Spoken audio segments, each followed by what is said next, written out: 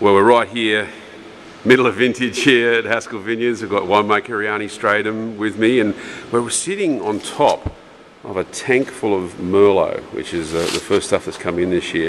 And it's interesting too, because what Rianie's done is use whole berries in this ferment, so she hasn't actually crushed them. And Rianie, what's the whole point behind doing that?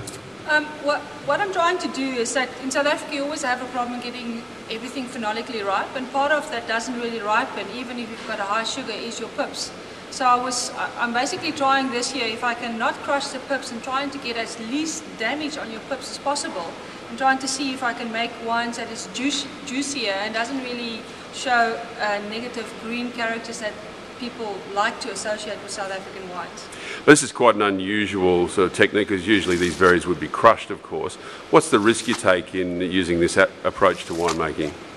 The risk in this is that, generally in South Africa we pick with fairly high sugars, so the risk is that by the time that you press, everything hasn't actually fermented through, and you might take a measurement through your normal pump over, and it shows that the berries is dry, but once you actually press them, you might sit with residual sugar, and at that high levels of alcohol you might find that even in the tank it might not want to ferment through. But we're not going to think of that. We're just going to know this is going to be awesome. It smells awesome.